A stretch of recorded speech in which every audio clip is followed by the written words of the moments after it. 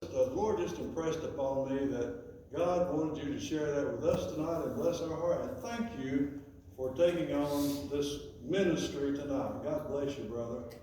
Thank you. God bless you.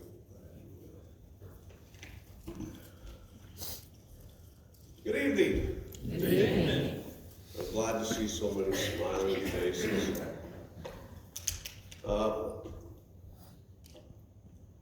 Before I begin, I want to read from Psalms 103, verses 2 through 5. Praise the Lord, my soul, and forget not all his benefits, who forgives all your sins and heals your diseases, who redeems your life from the pit and crowns you with love and compassion, who satisfies your desires with good things, so that your youth is renewed like the eagles. At this point in time, I'd like to ask Curtis, if he would, to say the prayer. Heavenly Father, again, we rejoice that you brought us together tonight. We once again can share together in the testimony of what you have done in the lives of one of us within our church. We pray your blessings upon Will tonight as he speaks to us. Let his words, Father, for us tonight be an encouragement that we can go out there and share our testimony, both in word and in living. Preparing us, Father, through this worship time tonight. Go forth this week and carry the good news of our Redeemer. Again, we rejoice that you brought us together tonight. Bind our hearts together in worship, preparing us to live for you. But Father, we would not close without mentioning those within our church family that are sick and hurting. You know what we want for them, Father. We want them well. We ask you, Father. Now again, bless us together. Bless Will as he speaks to us. All of this we pray in the name of our Redeemer with all thanksgiving. Amen. Good.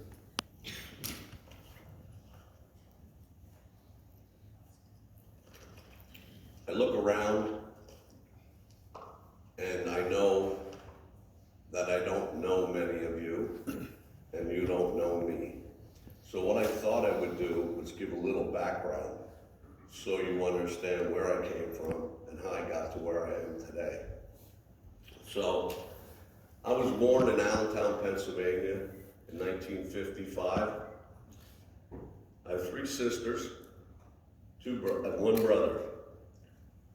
My mother was Catholic, and my father was Christian Science. Now my father, because my mother wanted him to convert to Catholicism, he did. And he went through all the things that he had to do to become a Catholic. So we were raised Catholic, and I went to Catholic school from kindergarten to grade 6. And then we went to public school because we could not really afford to go to Catholic school. While in school, I played football and I wrestled. I coached wrestling for about 10 years, midget wrestling, ages 5 to 14. When I finished high school, I took classes such as welding, hydraulics, pneumatics, computer,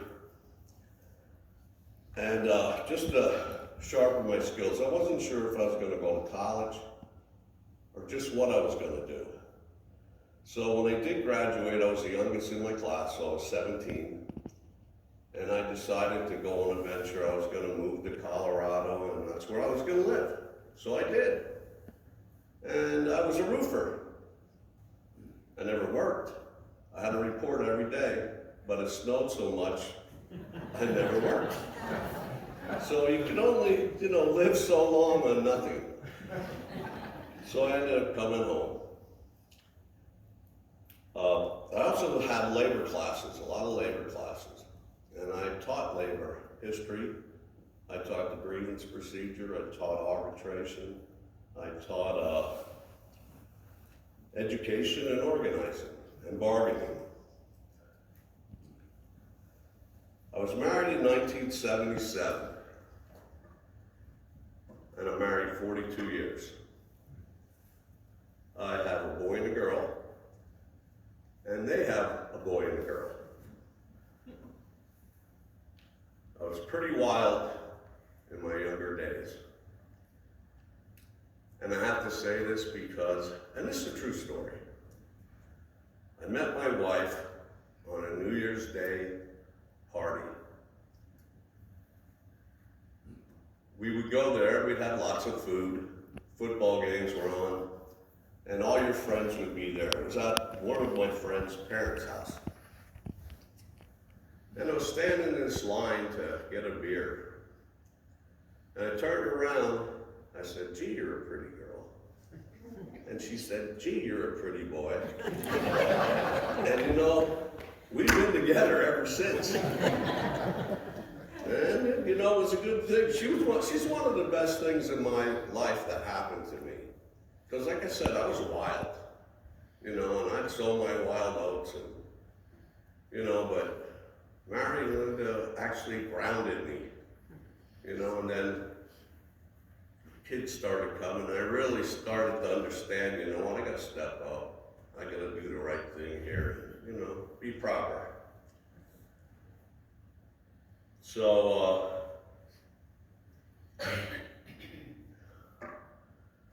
I've lived, like I said, in Pennsylvania, Colorado, South Carolina, Michigan, and now Tennessee. I was employed by Mack Trucks for 44 years. I was a tradesman, and I represented the maintenance department. I worked 15 years for the United Auto Workers. I was an administrative assistant to the vice president, and my responsibilities were heavy truck, which was Mack Truck, Volvo, Freightliner, Navistar, General Dynamics, which they made tanks, people movers, the office and the engineering, and Thomas Built Bus, which they built school buses. My responsibilities were all the contracts, all the bargaining, grievances, and the arbitration. And I've been a union member since 1973. I retired July 2016 and moved to Wears Valley. Now, during our marriage, we went to numerous churches, numerous denominations, and none of them were right for me. I never felt like I belonged in any of them. And we started going to Wears Valley, or to Valley View, in August of 2017. Shortly after, Linda got baptized and became a member. I wasn't ready for that at all. I'm kind of a person that I gotta want to do. I have to want to do it. Well, August of 2019, I kept thinking I should get baptized, I should become a member. You know, the Lord, He's speaking to me the whole time, you know, He's up there telling me. So I talked to Preston, and I scheduled to get baptized up at Metcalf Bottoms. And I'm glad I did, because I think I found a home here in Valley View. It's the first church that I can remember that ever felt at home.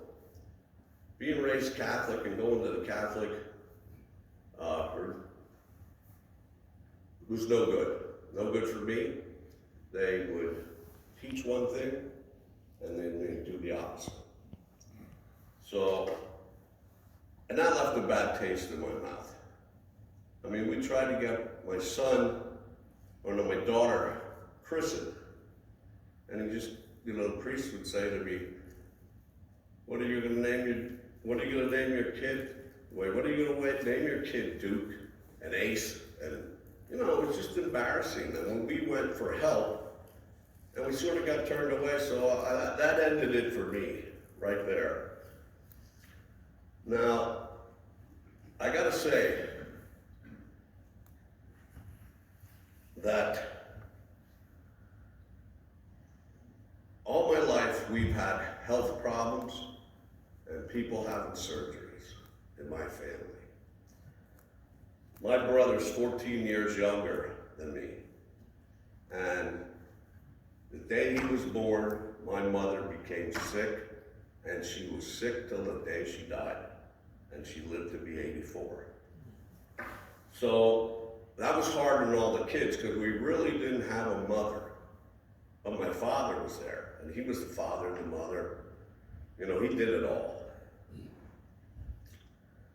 Now my daughter, at age 10, she had her large intestines taken out, and then they rerouted her small and reconnected her so she wouldn't have to wear a bag. And then my son was probably, I'm gonna say 14. He had surgeries on both his knees. He had 2 ACLs, 2 times. He had cadavers on both legs. He had 2 knees replaced before 40 years old. Now we'll kind of get into me. Now, my boss, before I retired, used to call me the walking cadaver. Now, maybe you'll understand why after I tell you a little bit. I broke a leg, broke my foot, broke my hand, broke my arm, broke my nose. I fractured my pelvis. I had both knees operated on.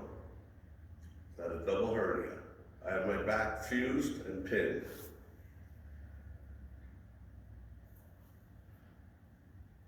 I had both wrists, had surgery on. My sinus, my head, my kidney, and I had a reconstructed jawbone. Now, you gotta say the Lord was watching over me, just a little bit, because he pulled me through every one of those surgeries. And every time you go under the knife, you know, I've had anesthesia, you're taking a chance. So I want to talk about one of those surgeries. Back in 2000, I went to my regular doctor. I lived in South Carolina. And I said, "Doc, my teeth are falling out. And there's no reason for it. They're really good." I showed them. They were nice. There was nothing wrong with them, but they were falling out. So they didn't have like a general surgeon that they'd send you to. They had sent me to an ears, nose, and throat.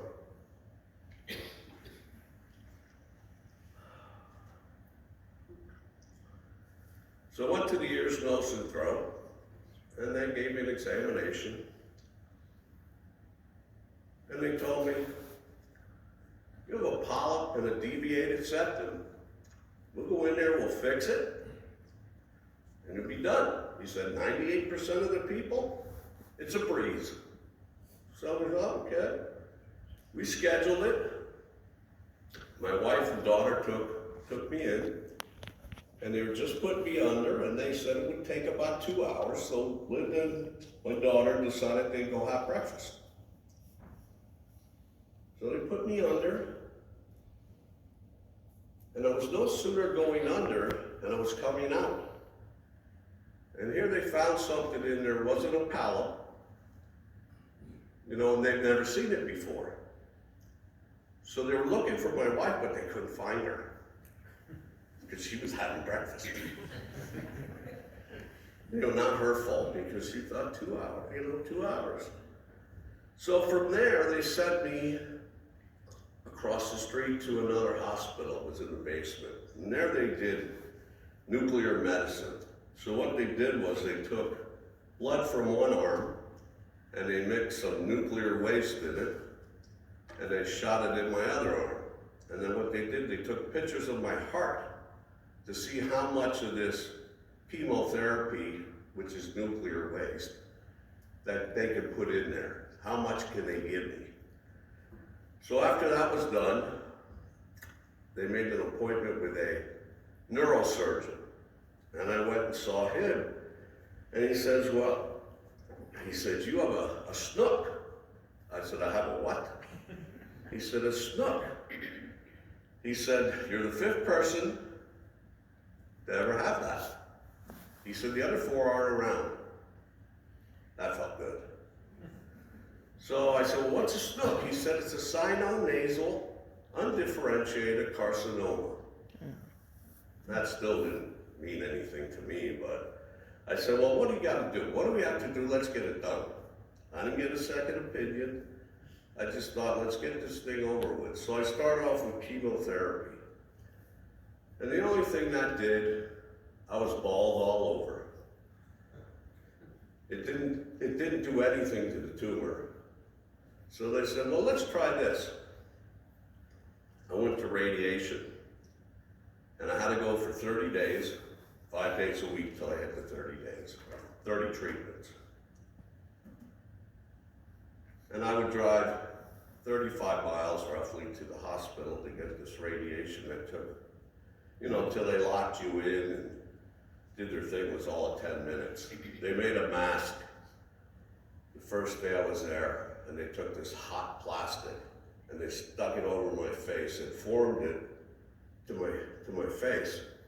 I felt like I was Bernie Perrant for a day, and what they did was then they clamped it down to a table and they made marks on it that every time I come in, I had to go in the mask, and then they would give me the radiation at the exact same point every time I went in.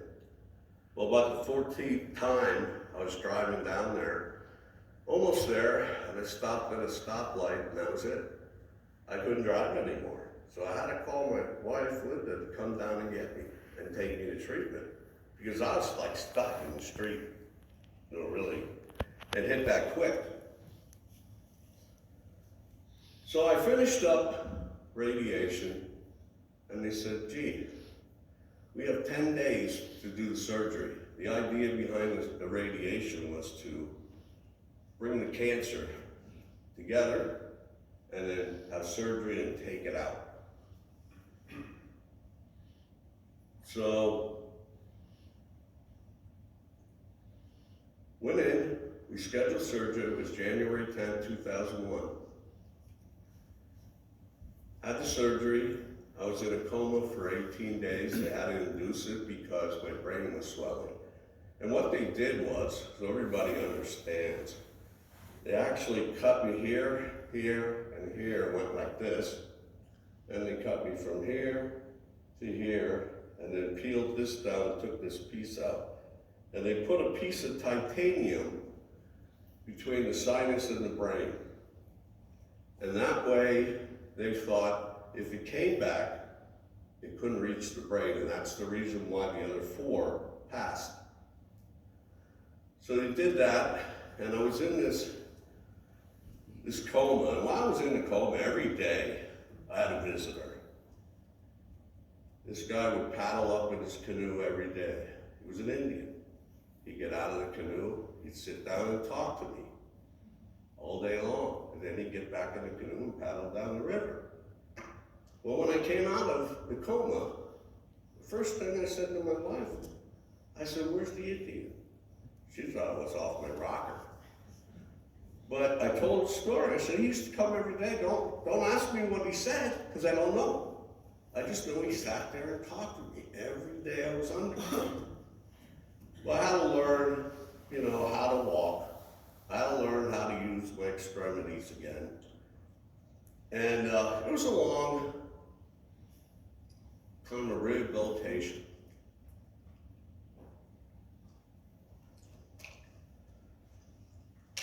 I thought I was ready to go back to work. I've been out for a year. Physically, I was in great foundation and working out. I was good. I was real good there. But I wasn't good mentally, but I thought I was. Now the first thing I did, going back to work the first day, I was in a bargaining session with Mack Trucks. And that's when I found out I wasn't all that good. I wasn't as sharp as I was. But it did help me get back to the level I needed to be at, because it was demanded that you had to be. So I was like behind the 8 ball, but it forced me to get to where I needed to be a lot sooner. Now I will say, the Lord has been with my family. He's been there for me day in, day out. I used to talk to him at home because I didn't like the churches. So I said, I don't need to go to a church to talk to God. He's there.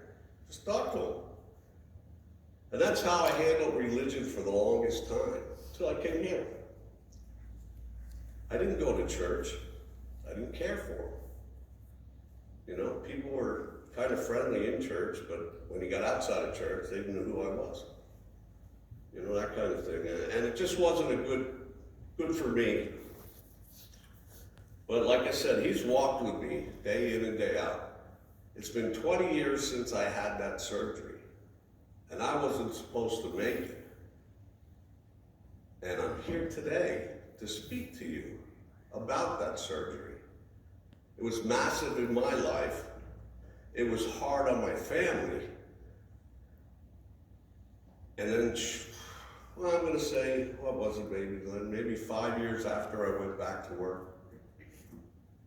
Maybe not even. I just flew into somewhere for bargaining, and I got off the plane. I had a phone call from a doctor. Said, you need to come in right away, your cancer's back.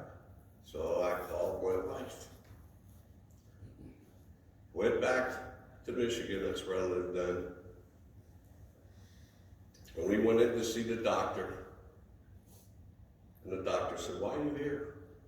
I said, because your office told me my cancer was back. You know, and my kids are all worked up, Linda's worked up. He said, your cancer's not back. Who told you it was? Here's somebody in the office that worked there, read this and read it wrong. And it wasn't back, which is a good thing, but it was bad at the time. But it's a good thing. So, you know, there are many times in my life the Lord could have taken me. And not just talking about one. There's many, many more than what I mentioned tonight. But he didn't. So there has to be something good there for me. Something he wants me to do. I don't know what that is as of yet. You know, I'm young as a Baptist and in the faith. And I know I have commitments and things to do, which I will. But I know for a fact that the Lord's there and he watches over every one of us. He does. And I couldn't be here today after all the things that I had, walking, talking, moving my arms, you know, even singing today, which my wife was mad she wasn't here. But, you know, he's got something out there for me. I'd like to just take the opportunity, you know, to have this opportunity. I want to thank you for just getting up here and sharing a little bit of my life so that maybe you know me a little better, because you didn't know me before this, and I don't really know you yet. So,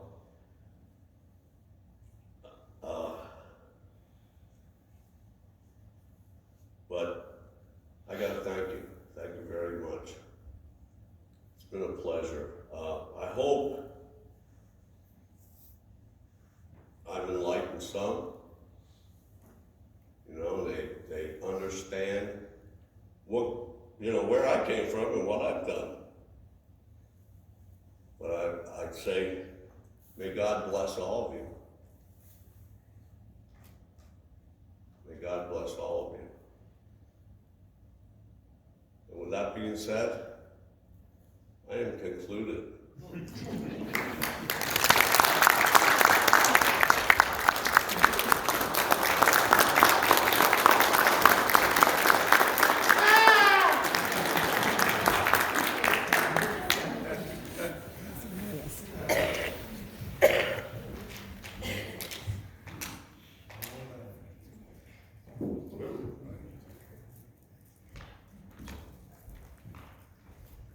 Hey, did I tell you? I need a knee replacement. Oh, stay right here. Thank you, Will, for, my goodness, you're a pretty man.